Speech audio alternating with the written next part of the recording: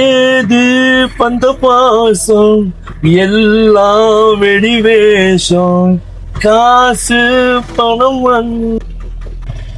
எங்கம்மா போனோம்? சாரதி நகர் போகணும். 200 ரூபாய் ஆகுமா? 100 ரூபாய் வாங்கிக்கோங்க. 100 ரூபாய்க்கெல்லாம் போக முடியாதுமா, மேடு பள்ளம் இருக்குமா. 200 ரூபாய் கொடுங்க. 100 ரூபாய் வாங்கிக்கோங்க. சரி, ஆட்டோ பாத்துக்கலாம். சொல்லுங்க மேடம். சாரதி நகர் போகணும். 250 ஆகும் மேடம். 100 ரூபாய் வச்சுக்கோங்க. இல்ல மேடம், கட்டுப்படி ஆகுது, ரொம்ப தூரம் ஆகுது. அண்ணா 100 ரூபாய் வச்சுக்கோங்களேன். இல்ல மேடம், நீங்க வேற ஆட்டோ பாருங்க.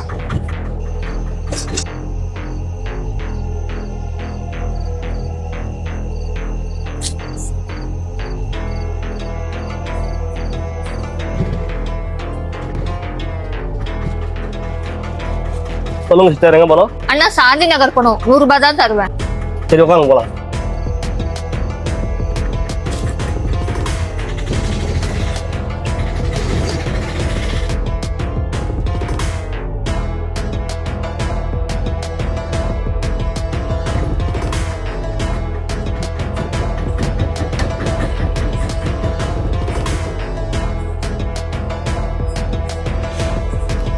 அண்ணா எனக்கு ஒரு டவுட்டு.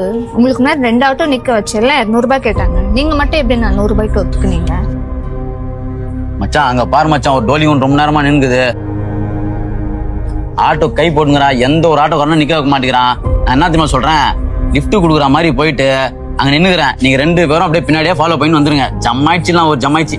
மச்சான், இதுதான் தப்பு மச்சான். இது பிரச்சனை ஆயிட்டு போகுது மச்சான். நான் ஏற்கனவே சொல்லிக்கிறேன், எங்க போனாலும் இவனை கூட கூட்டிட்டு வராதானே. ஏய் போடா, நான் பாத்துக்கிறோம். போடா நல்லவனே, போ போ. மச்சான், நீ ரெடியா? நான் ரெடி மச்சான். ஐயோ, இந்த பொறுக்கி பசங்க பெருசா ஏதோ பிளான் பண்றாங்க.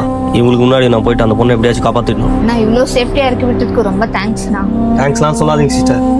நான் மட்டும் காசு பார்த்து போயிருந்தேன்னா, உங்களை ஏதாச்சும் தப்பு நடந்துச்சுன்னா அதுல எனக்கும் ஒரு பங்கு இருந்திருக்கும். ஏன்னா உங்களை மாதிரி சிஸ்டர் எனக்கும் வீட்டில் இருக்காங்க. உங்களை சேஃப்டியாக விடுறது இந்த ஆட்டோ பாருங்க.